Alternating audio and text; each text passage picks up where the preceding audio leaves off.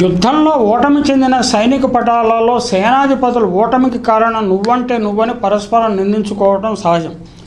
2024 parliament ఎన్నికల్లో ఓటమి తర్వాత ఇండియా కూటమిలోని పార్టీ నాయకుల పరిస్థితి ఇలాగే ఉంది. తాజాగా మహారాష్ట్ర అసెంబ్లీ ఎన్నికల్లో మహా వికాస్ అఘాడీ ఓటమి తర్వాత కాంగ్రెస్ పార్టీ ప్రతిష్ట మంటగలిసిపోయింది. కర్ణాటక అసెంబ్లీ ఎన్నికల్లో బీజేపీని మట్టి కరిపించి తర్వాత తెలంగాణలో తొడుక్కుమన్న కాంగ్రెస్ పార్టీ హిమాచల్ ప్రదేశ్లోనూ ఊరట విజయాన్ని సంపాదించగలిగింది. అయితే తర్వాత ఎన్నికల జరిగిన హర్యానా, మహారాష్ట్రలో కాంగ్రెస్ వెలవెలపోయింది. జమ్మూ కాశ్మీర్లో కూడా పరిస్థితి అలాగే ఉంది. ఛత్తీస్గఢ్లో కూడా పరిస్థితి అలాగే ఉంది. జార్ఖండ్ 2029 పార్లమెంట్ ఎన్నికల్లో ఎన్డీఏ కూటమిని, ముఖ్యంగా బీజేపీని ధీటుగా ఎదుర్కోవాలంటే ఇండియా కూటమి నాయకత్వ స్థానం నుంచి కాంగ్రెస్ పార్టీ తప్పించాలని డిమాండ్లు రోజురోజుగా పెరిగిపోతున్నాయి. కూటమిలోని ప్రముఖ నాయకులు శరద్ పవార్, లాలూ ప్రసాద్ యాదవ్లు నాయకత్వం మమతా బెనర్జీకి అప్పగించాలని సూచిస్తున్నారు. మొదటి నుంచి సోనియా గాంధీకి మద్దతుగా నిలిచిన లాలూ ప్రసాద్ తన గొంతు మార్చడం పరిశీలకులను ఆశ్చర్యపరుస్తున్నది. ఇండియా కూటమిలోని సమాజ్వాదీ పార్టీ, ఉద్ధవ్ ఠాక్రే నేతృత్వంలోని శివసేన ఇప్పటికే తమ మొగ్గును మమతా బెనర్జీకి సంకేతాలు ఇచ్చాయి.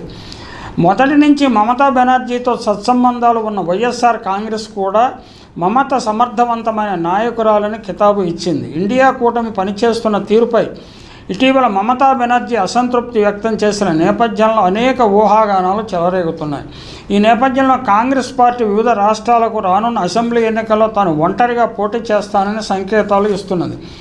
కాంగ్రెస్ పార్టీకి ప్రతి రాష్ట్రంలోనూ కొద్ది స్థిరమైన ఓటు బ్యాంకు ఉండటం వల్ల ఇతర పార్టీలు విజయం సాధించాలంటే ఆ ఓట్లు అవసరం ఉంటుంది. ఈ ఆయుధాన్ని కాంగ్రెస్ పార్టీ బేరసారాలకు వినియోగించుకుంటున్నది. బీహార్లో వచ్చే సంవత్సరం అసెంబ్లీ ఎన్నికలు జరగనున్నాయి. అక్కడ ఆర్జేడీకి కాంగ్రెస్ ఓట్లు బాగా అవసరం. 2024 లోక్సభ ఎన్నికల్లో బీహార్ నుంచి ఆర్జేడీకి 23 సీట్లకు పోటీ చేస్తే 4 సీట్లు మాత్రమే గెలుచుకుంది. కాంగ్రెస్ 9 సీట్ల నుంచి పోటీ చేస్తే 3 సీట్లు గెలుచుకుంది.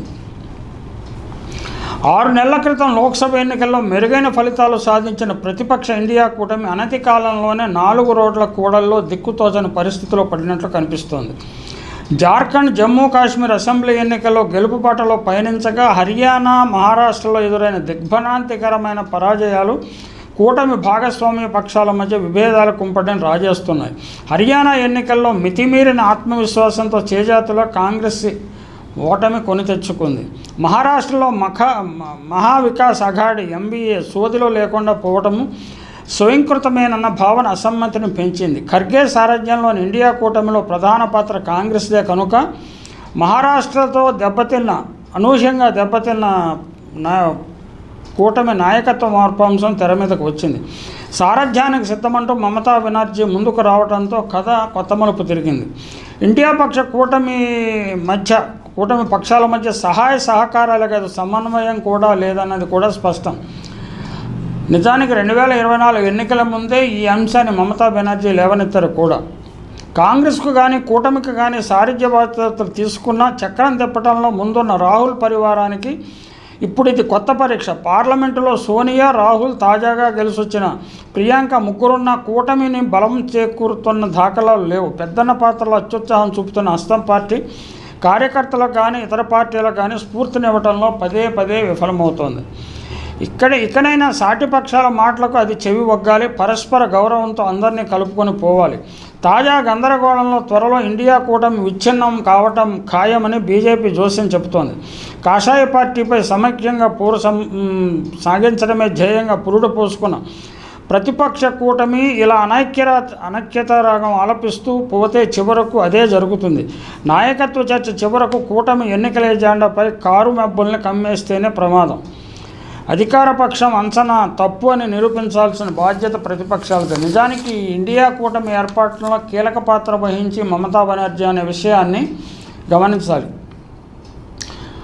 కూటమి ఆశించిన ఫలితాలు రావటం లేదని అసంతృప్తి పెరుగుతున్న పరిస్థితులు అసలు కూటమి ఏర్పాటులో కీలక పాత్ర పోషించే మమతా బెనర్జీ కనుక ఇప్పుడు కూటమికి ఆమె సారథ్యం వహించాలని, అందుకు ఆమె సిద్ధంగా ఉన్నారని తృణమూల్ కాంగ్రెస్, టీఎంసీ ఎంపీలు ముందుగా గళం విప్పారు.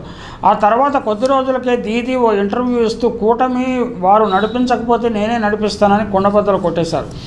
బెంగాల్ని వీడకుండా అక్కడ నుంచే కూటమి సాఫీగా నడిచేలా చేస్తానని వ్యాఖ్యానించారు. నిజానికి బెంగాల్లో ప్రతి అసెంబ్లీ ఎన్నికల్లోనూ తన సీట్ల సంఖ్యను పెంచుకుంటుంది, ఓట్ల శాతాన్ని పెంచుకుంటుంది. తాజాగా జరిగిన పార్లమెంట్ ఎన్నికల్లో బీజేపీ ఓట్ పర్సంటేజ్ని తగ్గించగలిగింది. ఇటీవల జరిగిన 6 అసెంబ్లీ ఎన్నికల్లో కూడాను బీజేపీని మట్టి కనిపించింది. ఎప్పుడు ఒక్కసారి కూడా నెగ్గని అసెంబ్లీ నియోజకవర్గంలో కూడా మమతా బెనర్జీ నెగ్గుకు రాగలిగారు. బీజేపీ కొన్న స్థానం కోల్పోయింది.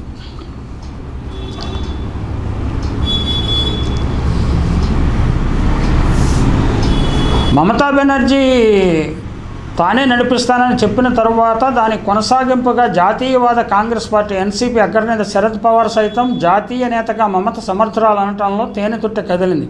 కూటమిలో లుకలుకలు, కాంగ్రెస్ పట్ల ఇతర భాగస్వామ్య పక్షాల అసంతృప్తి, అసమ్మతి స్వరాలు బయటపడ్డాయి.